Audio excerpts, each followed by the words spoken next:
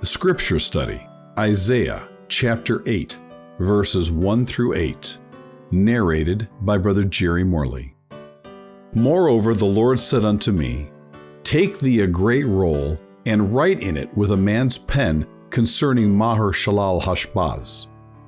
And I took unto me faithful witnesses to record, Uriah the priest, and Zechariah the son of Jeberechiah. And I went unto the prophetess, and she conceived and bare a son.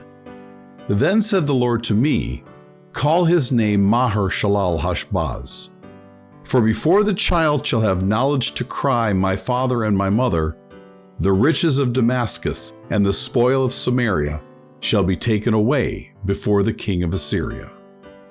The Lord spake also unto me again, saying, Forasmuch as this people refuseth the waters of Shiloah that go softly, and rejoice in Rezin and Remaliah's son, now therefore, behold, the Lord bringeth upon them the waters of the river, strong and many, even the king of Assyria and all his glory.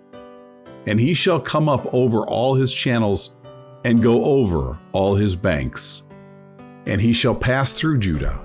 He shall overflow and go over. He shall reach even to the neck. And the stretching out of his wings shall fill the breadth of thy land, O Emmanuel. What does God tell Isaiah to do in verse 1? God tells Isaiah to get a scroll and write the word Maher-shalal-hash-baz, which is a prophecy indicating that there will be soon destruction somewhere and spoils taken. Isaiah does so and gets two reliable witnesses in verse 2 to witness that he is writing what God told him to write. What happens in verse 3? Isaiah and his wife give birth to a son, and God tells him to give the son a name consisting of the same prophecy he previously wrote on the scroll. One more specific prophecy is given in verse 4. Within the next few years, before the child can learn how to call his mother and father, the destruction prophesied will take place in Damascus, the capital of Syria, and Samaria, corresponding to the northern kingdom of Israel. What prophecy from chapter 7 is reiterated in verses 5 through 8? In chapter 7, Ahaz, king of Judah, refused to look to the Lord for assistance because he thought he had an alliance with the king of Assyria.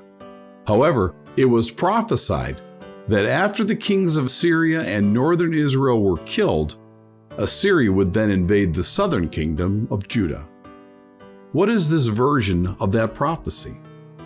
In these verses, it says that the people of Judah refused the help of the Lord, in verse 7, and just chose to trust the king of Assyria, celebrating when his army killed the kings of Syria and northern Israel. However, as stated in verses 7 and 8, that same Assyrian army will continue unto Judah and conquer that land as well.